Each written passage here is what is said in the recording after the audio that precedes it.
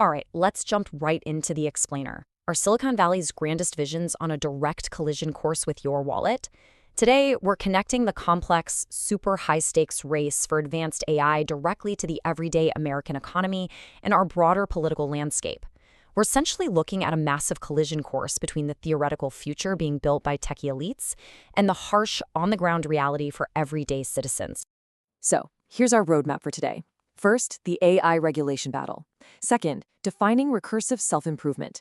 Third, the doomerism trap. Fourth, how data centers hit a wall.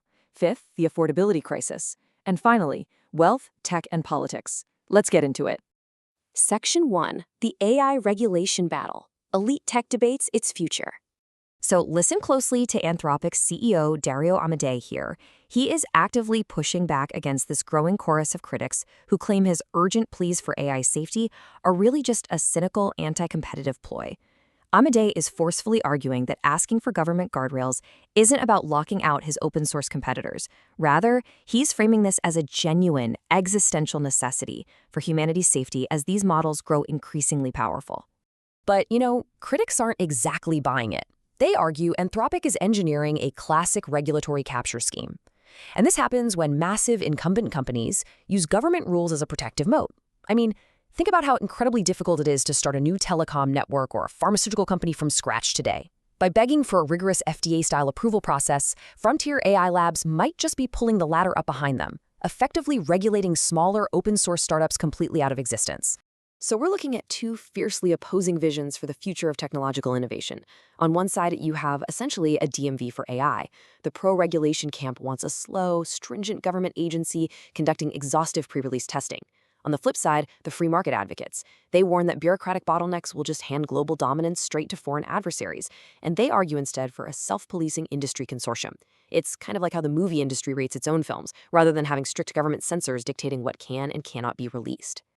All right, Section 2, defining recursive self-improvement, the theoretical engine of the future. If recursive self-improvement, or RSI, actually becomes a reality, the whole game fundamentally changes. Imagine an AI model spinning up thousands of digital agents to independently code, test, and build better versions of itself 24 hours a day, 7 days a week. Traditional human-led regulation becomes practically useless at that point. Because you aren't auditing a team of slow-moving engineers taking coffee breaks anymore, you're trying to police an automated, constantly self-evolving intelligence system. Because think about it, an RSI system really only requires 3 basic things: specialized chips, vast amounts of power, and an internet connection. It absolutely does not have to sit in a highly regulated California office park. It could be built in Iceland, Kazakhstan, or some remote server farm overseas. Critics are warning that domestic overregulation won't magically stop a superintelligence from being born. It'll simply force the breakthrough completely out of American jurisdiction, leaving the U.S. fundamentally behind. Section 3. The doomerism trap. When messaging backfires. Tech leaders basically pushed this terrifying narrative straight into the media bloodstream. By heavily engineering PR campaigns claiming immediate, catastrophic job loss and Terminator-style risks, they meant to spark a polite, academic conversation about safety guardrails and government oversight. But the average voter, they didn't hear a philosophical debate about code safety. They heard that their hard-earned, white-collar livelihood was about to be aggressively automated out of existence. So it turned into this incredibly vicious, self-defeating cycle for Silicon Valley. First, tech CEOs broadcast panic to look responsible and proactive. Second, the media naturally amplifies that terror for clicks, causing the public to absorb massive fears. And finally, voters become incredibly anxious. And what do terrified voters do? They pick up the phone and demand their elected officials physically stop the very thing that's scaring them. Section 4. Data centers hit a wall. Main Street pushes back. And now, we're actually seeing traditionally pro-business governors physically stepping in to block AI data centers just to appease these terrified voters. Leaders in states like Texas and Pennsylvania are pushing back hard against new power grid connections. Political operatives are even circulating memos begging tech executives to stop the rage-baiting doom messaging, bluntly warning them that it's quite literally costing votes and derailing multi-billion-dollar local infrastructure projects. Which means AI companies are suddenly caught in a vice of their own making. They lack the physical capacity to grow almost entirely due to the local public backlash they themselves seeded. Combine that localized pushback on data centers with rising treasury yields, which basically means the era of easy, cheap money to build massive facilities is entirely over, and frontier AI labs are heavily constrained right when they need to scale the most. Section 5. The affordability crisis. Why voters are actually angry. Here's the core disconnect driving all this current American frustration.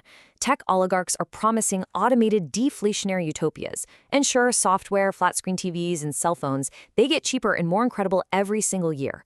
But the fundamental pillars of a stable human life, housing, healthcare, and higher education, they have become agonizingly expensive. You might have a literal supercomputer in your pocket, but good luck affording a starter home. And the resulting wealth gap? It's just staggering. If you didn't own appreciating assets like a home or a healthy 401k over the last decade, you were completely left behind by the asset inflation surge.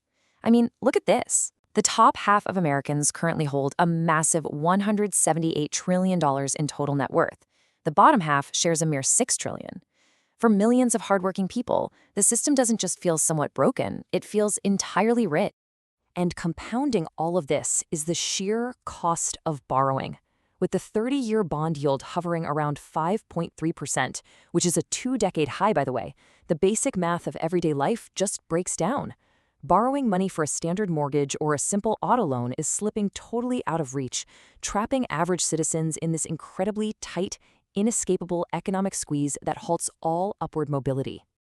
Section 6. Wealth, Tech, and Politics. The search for a scapegoat. When people are hurting economically, they demand answers.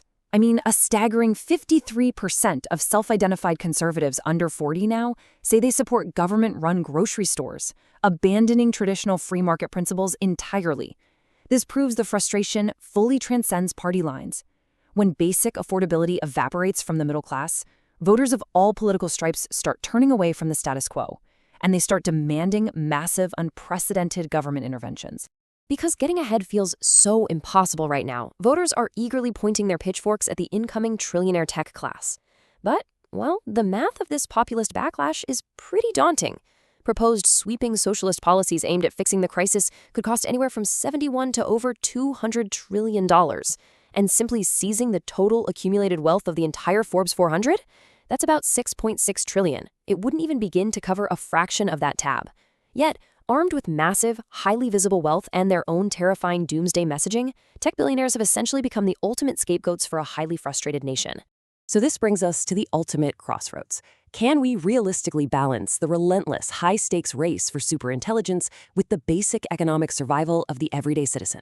If we don't course-correct our economy and solve this crippling affordability crisis, immense public backlash might permanently derail American innovation. We have to figure out how to boldly build the future without leaving the people of the present behind. Thanks for joining me on The Explainer.